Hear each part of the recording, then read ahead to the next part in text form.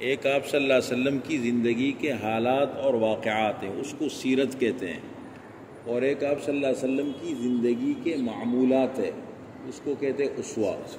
تو اسوہ کے حوالے سے میں نے کچھ چیزیں آپ کو بتائی۔ آج ہم بتائیں گے سورہ کہف کے بارے میں۔ آپ صلی اللہ علیہ وسلم کی عادت مبارکہ تھی اور امت کو تعلیم دی ہے سورہ کہف کے تلاوت کے بارے میں۔ دیکھیں یہ بھی بہت اہم صورت ہے مادی فتنوں سے حفاظت کے لیے۔ مادی فتنے ہیں دنیا کے فتنے۔ مادی فتنے کا مطلب جو ظاہری فتنے ہیں، تو مادی فتنوں میں سب سے بڑا فتنہ ہوگا دجال۔ یعنی دنیا کے جتنے بھی بڑے بڑے فتنے ہیں نا، ان تمام فتنوں کی انتہا ہوگی دجال کے اوپر۔ سب سے خطرناک فتنہ ہوگا دجال۔ آپ صلی اللہ علیہ وسلم نے اپنی امت کو اس فتنے کے بارے میں بہت تاکید کی ہے، بہت بتایا۔ اگر ہم احادیث کو پڑھیں تو فتنوں کے بیان میں دجال کا مستقل عنوان ہے۔ ان تمام فتنوں سے حفاظت کے لیے سورہ کہف پڑھنے کا اہتمام، اور آپ صلی اللہ علیہ وسلم نے اس کے 3 درجے بتائے ہیں۔ جیسے سورہ بقرہ کے بارے میں نے کل بتایا، تو سورہ کہف کے بارے میں 3 درجے ہیں پڑھنے کے۔ سورہ کہف میں ٹوٹل 110 آیتیں ہیں۔ کتنی ہیں؟ 110 آیتیں۔ اب 110 آیتوں اور 12 رکوع ہے، تو 110 آیتیں فرمائے جو جمعے والے دن، جمعے کے روز سورہ کہف پڑھے گا، اللہ تعالیٰ دجال کے فتنے سے اس کو محفوظ رکھیں گے۔ اگلے جمعے تک اللہ تعالیٰ کی حفاظت میں آ جائے گا یہ اگر پڑھے گا۔ اور اس کا آسان طریقہ دیکھو، یہ جمعے کا دن جب کہتے ہیں، جمعے سے کیا مراد ہے؟ جمعے سے مراد کیا ہے؟ جمعرات کے دن مغرب ہوتے ہی جمعہ شروع ہو گیا۔ 24 گھنٹے ہیں آپ کے پاس، 24 گھنٹے۔ آپ جمعرات والے دن مغرب کے بعد شروع کر لیں۔ آج کیا دن ہے؟ بدھ ہے۔ تو آج جو رات آئے گی وہ شب جمعرات ہے، وہ جمعرات کی رات ہے۔ اسی طریقے سے جمعرات کا دن ہو، غروب ہو جائے تو وہ جمعے کی رات ہے، تو رات کو بھی پڑھ سکتا ہے، مغرب کے بعد کسی بھی وقت پڑھ سکتے، نہیں تو جمعے کے دن مغرب تک پڑھ سکتا ہے۔ 24 گھنٹے آپ کے پاس، اس کو آپ پڑھ سکتے ہیں۔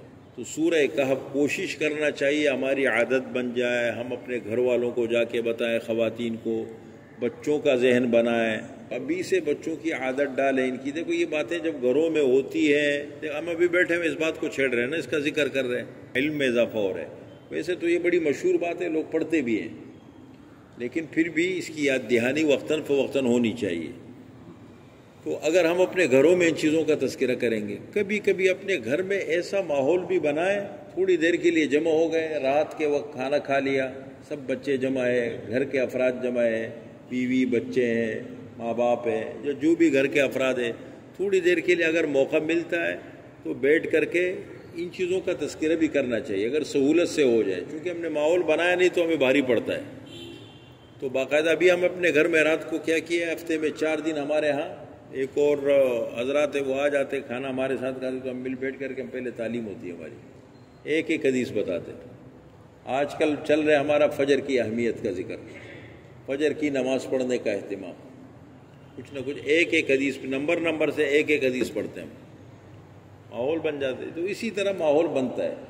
تو ایک تو سورہ کہف پڑھنے کا اہتمام، اس کی عادت ڈالیں، کوئی ٹائم نہیں لگتا، بالکل سکون سے۔ الحمدللہ میں پڑھتا ہوں، مجھے چلو میں تو حافظ ہوں، میں پڑھ لیتا ہوں، زبانی پڑھ لیتا ہوں، چلتے پھرتے کہیں پڑھ لیتا ہوں بیٹھ کے، لیکن اگر آپ بھی پڑھیں گے نا تو ٹائم نہیں لگتا، بالکل ٹائم نہیں لگتا۔ اور ذہن اپنے ذہن کو زبردستی عادت ڈالے بنانے کی۔ یہ جو ہم بہت ہی دور ہو گئے نا، اور یہ جو جیسے دوری آ گئی ہے، جنبیت آ گئی قرآن پڑھنے میں، دل نہیں لگتا، اس نے بھی بڑا نقصان پہنچا دیا۔